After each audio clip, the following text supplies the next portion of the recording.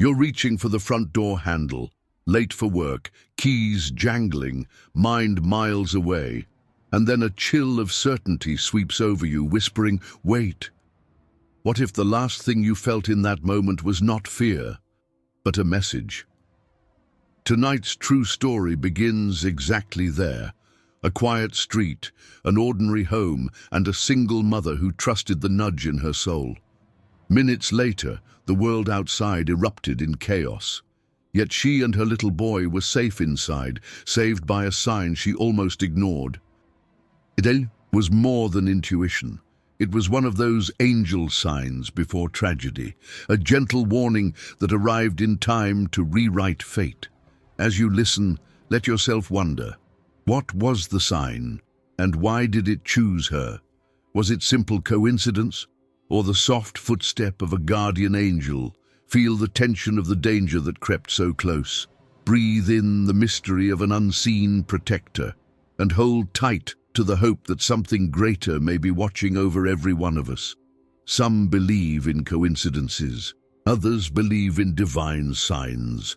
If you're ready to discover real stories of angelic warnings and last-minute interventions, subscribe to Saved by a Sign and join this journey of faith and mystery.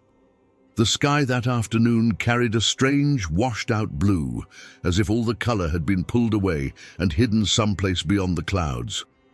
For weeks, I had felt it coming, an invisible tide pressing against my ribs. Nothing dramatic, just a subtle gravity. The coffee that tasted faintly of metal, the hallway lights that flickered when I passed, the steady thrum in my chest each time the clock struck 3:11 p.m. I told myself it was fatigue, deadlines, the change of season. Yet every ordinary moment seemed lit from beneath by something I couldn't name. At the office, I caught myself pausing mid-keystroke, listening for a sound no one else could hear. My co-workers laughed, made weekend plans, while I stared at the calendar as though a silent alarm had been set for a day already circled in red. The surface, my life moved normally.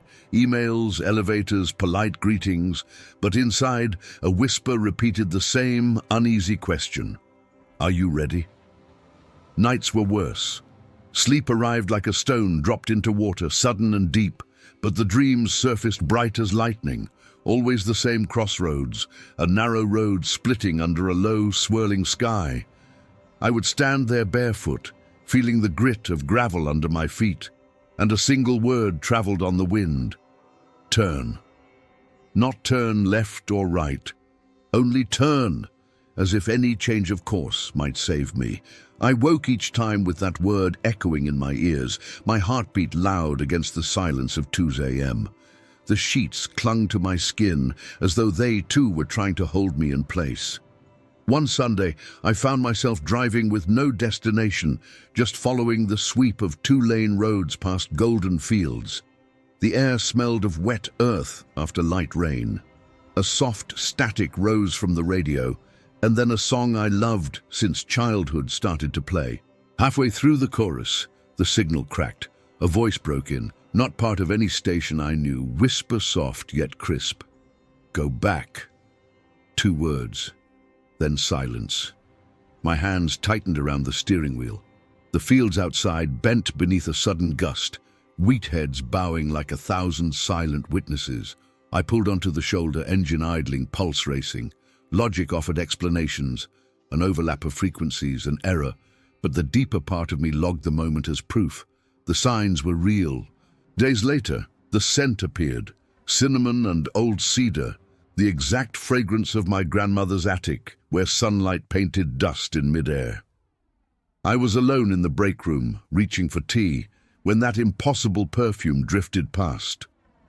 My grandmother had been gone 10 years. I closed my eyes, and in the darkness a vivid picture flashed, her standing by the window, head tilted, beckoning me to come closer. No words, only a look that said, "Not yet." When I opened my eyes, the room was empty, but the kettle switched itself off before the water boiled over, saving my hand from the scald I hadn't realized was moments away. That evening, I sat at my desk, journal open, trying to map the pattern, dream, voice, scent. Outside, dusk settled early, a bruised violet horizon. My phone vibrated, a friend inviting me to a last-minute concert across town. I almost wrote yes. Instead, a chill licked the back of my neck, and the lamp beside me flicked off, then on again. It felt like a breath blown, directly into the room. My finger hovered over the screen. I typed maybe and closed the phone. Hours later, news of the highway pileup filled every channel. Same route I would have taken, same time. A truck's brake line had snapped on a downhill curve, tangling cars into silence and flashing lights. As the anchors spoke, my legs went numb. The timeline drew a straight line between my maybe and what could have been my last drive. I thought of the crossroads dream, the whispered command to turn, the radio voice urging go back, the attic scent halting my restless rush, threads knotted together in a single, breath-stealing revelation. Those moments were not random.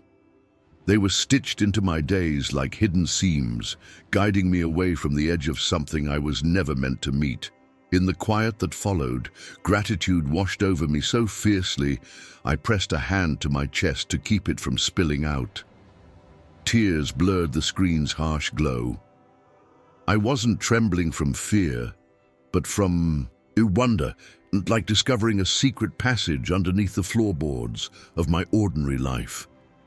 For years I doubted the notion of helpers unseen, but that night I whispered a shaky thank you to whatever presence had orchestrated my delays and hesitations. Since then, I move through each day differently. Traffic lights feel less random. The hush before dawn sounds almost like breathing. I pay attention to the flutter in my gut when I reach for the doorknob, to the dream that repeats like a gentle knock, to the smell of cinnamon that sometimes floats through a crowded street and reminds me, listen. Some call these moments coincidence. I call them angel signs before tragedy, a quiet language beyond words, spoken in timing, in scent, in the fragile threads of intuition that pull us back before the world changes forever. When doubt creeps in, I replay that evening's newscast and feel the old tremor of what almost happened. And I hear my grandmother's imagined voice, warm and steady, urging me. Once more, not yet. You still have further to go. Tonight, as the moon slips behind thin clouds and the house settles, I sit by the window and write it all down, each whisper, each shimmer of warning, because some stories aren't meant to be hidden in dream journals or dismissed as nerves. They are lanterns for anyone walking their own dark road, wondering if the sudden nudge to pause, to turn, to breathe might be more than random chance. If my confession reaches even one restless soul and helps them heed that gentle pull, then the mystery that spared me will have rippled outward, turning possibility into grace. It was an ordinary morning, the kind where the world moves in soft patterns. Same corner cafe, same hum of quiet conversation, same scent of roasted beans and something sweet warming in the oven. I stood in line, half awake, scrolling through yesterday's unread messages, when I noticed her, a woman just ahead of me. Not young, not old, dressed simply, but there was something about her face, something I couldn't place. A gentle familiarity, like a dream I'd forgotten, or a face from a photo that no longer exists. Her eyes met mine, and she smiled, warm, but not casual, not like strangers do, more like someone who knew me, or someone who knew something I didn't. Then, in the quietest voice, so soft it barely rose above the clink of mugs behind the counter, she said, "Sometimes we walk straight toward things we were never meant to meet, you know?" My hand froze halfway to my wallet. "Excuse me?" I asked, blinking as though I'd misheard, but she didn't explain, just looked at me a moment longer and said something that sent a chill all the way through me. "Pay attention. Sometimes God uses what's broken to point us in the right direction. And then, as if that moment had never belonged to the world, she turned. I reached the counter a second later. Coffee in hand, I looked around instinctively. She was gone. Completely. No door chime, no footsteps. Just gone. As though she'd been a page in a book that closed itself. That day, her words clung to me like mist. Pay attention. I kept hearing them in my mind as I walked to the office. The streets were the same, my usual path unchanged, but everything felt charged, like the air before a storm. When I passed the antique shop, the one with the broken clock in the window, I slowed down. Still 8:17, the golden hands unmoved, but for the first time it felt less like a broken clock and more like a signal, a quiet marker in time, waiting for someone to notice. And maybe, finally, I had. It was a Thursday morning, overcast and heavy, with the kind of sky that feels like it's holding its breath. I was late, rushing, coffee in hand, coat flapping open behind me as I half-jogged past the antique shop I'd passed 100 times before, but something stopped me. It wasn't loud, not a voice, not a sound, just a pause, a weight in the air, like time had skipped a beat. I turned, eyes pulled almost against my will, toward the window, and there it was. The old wooden clock, the one that had always read 8:17 unmoving, like a photograph of time, had changed. 8:42. The golden hands were in a different position.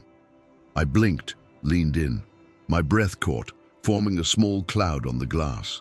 I stared hard, almost afraid to look away, like if I turned around it might snap back to its usual self. I pulled out my phone, checked the time. 8:42. Exactly. I don't know why it unsettled me so deeply. But it did. Curiosity. Or maybe something deeper pushed me through the door.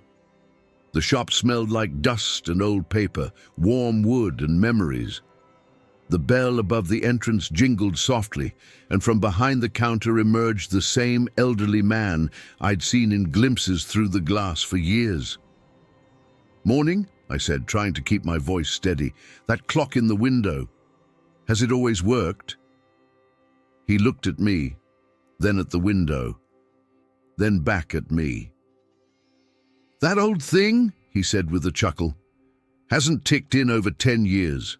No batteries, no gears, nothing inside it but air." I must have looked confused because he added, "It's just for show, pretty but dead." I managed a small nod, thanked him, and stepped back into the street. The door shut behind me with a soft click, but the noise barely registered. Outside, the wind had picked up. Leaves skittered across the sidewalk like whispers too quick to catch. And there I stood, alone with my coffee, and the undeniable truth that something had just spoken without words. I didn't understand what it meant, but deep in my bones, I knew it meant something. After that morning, nothing felt normal anymore. Each day, as I passed the antique shop, the clock in the window shifted again, just a few minutes forward. 8:47, 8:53, 8:59. Always inching ahead, quietly, like it was keeping a secret only I was meant to see. I asked co-workers if they'd noticed anything strange about the display. Most just blinked. One said, "There's a clock in that window?" That's when I understood. I was alone in this, but it wasn't loneliness I felt. It was pressure, a growing tightness in the chest, as if time itself had begun narrowing, like the walls of a hallway slowly closing in. The dreams came back, more vivid now. Every night, my mind returned to the same place, a long, narrow bridge stretching into a fog too thick to see through. Wind howled on either side, and cars flashed past with blinding lights. I stood there frozen, unsure whether to cross. Then the voice would come. A woman's voice, calm, firm, and close. "Do not go." Always the same words, always the same tone. Not panicked, not cruel, just final. I would wake with my hands clenched and my heart racing, the sound of rushing water in my ears, like something had just passed me by in the dark. I told myself it was stress, overwork, maybe my subconscious building puzzles out of stray thoughts. But it didn't feel imagined. It felt delivered. I began to feel watched, but not in a threatening way. More like being followed by a presence that stayed just out of view, offering quiet nudges, pulling me back from something I hadn't yet seen. One morning, I stopped in front of the shop and stared at the clock for a full minute. 9:07. The hands were moving forward, always forward. It wasn't random anymore, it felt intentional, like a countdown, like I was being given time, but only so much. Deep down, beneath the doubt and the logic and the part of me that wanted to explain it all away, I felt something shift. A stillness, a knowing. This wasn't fear, it was urgency. Something was coming, and someone didn't want me to walk into it blind. That morning, March 28th. I'll never forget it. The date lives in me now, not as memory, but as something deeper, etched into my breath, my silence, my gratitude. I woke before the sun, heart pounding hard against my ribs as if it had heard something I hadn't. No dream, no sound, just a jolt in my chest and the feeling that something had already begun before my eyes even opened. The light outside was cold and grey, the kind that makes you feel like you're waking into the wrong day. I moved slowly through the house. Even my morning routine, coffee, coat, keys, felt off. Like I was walking through someone else's morning, not mine. The hallway was too quiet, the mirror too dim, and when I stepped outside, the wind stung sharper than it should have for spring. I got in the car. My hands trembled slightly on the steering wheel. That's when my GPS rerouted itself, a soft chime and the message on the screen. Avoiding heavy traffic, route updated. I stared at it. My usual turn was blocked out. The new line curved through unfamiliar streets, adding 7 minutes. I hesitated. That familiar whisper stirred inside me, not in words, but in feeling, a tightening in my gut, a gentle warning, don't go that way. But I was already late. My mind overruled my spirit. I took the new route. Maple and Third appeared in the windshield. The antique shop came into view. I don't even remember making the decision, but I slowed down as I passed, gaze drawn like a magnet to that dusty window. And then I saw it. The clock. 9:16. The hour and minute hands locked in place, and for the first time ever, the second hand moved. Just one clean tick, then it stopped. My foot eased off the gas. I sat there in the middle of the street, watching the window like it might speak. A wave of something unnameable swept through me, part awe, part dread, part certainty, that this moment meant something. I don't remember driving the next few blocks. I just remember the hush in the air, like the world was waiting, and the words I'd heard weeks ago echoing back from somewhere far but close. Sometimes we walk straight toward things we were never meant to meet. That morning the world didn't shout, it whispered, and I almost didn't listen. That single tick, it was barely a sound, just the quiet click of a second hand moving one notch forward. But inside me it landed like thunder, like something ancient waking up in my chest. I pulled over without thinking, hands shaking, breath catching short. The world outside the windshield looked the same. Quiet sidewalk, empty bench, soft clouds gathering. But inside the car, everything had changed. I felt it in my bones. This was not a moment to ignore. I can't explain what happened next in any rational way. There were no words, no voice, no flashing sign, only a surge of knowing, pure and sudden, a wave that rose from somewhere deeper than thought and whispered through every cell of my body, turn around. There was no fear, no panic, just an overwhelming certainty. I reached for the GPS screen and switched it off. The new route disappeared, and with it all the noise in my mind. I didn't care anymore if I'd be late. I didn't care what traffic might be ahead. I turned the car around and followed the old road, the one I'd always taken, the one my spirit somehow trusted more than my logic. And as I passed the antique shop once again, I couldn't help but glance toward the window. The clock had returned. 8:17. Still, silent, frozen in time once more, as if it had delivered its message, and now rested in peace. A shiver ran down my spine, not from fear, but from reverence, like I had just been part of something sacred, something I'll never fully understand and never forget. Dito Pello Chat GPT. It was later that afternoon when the news came.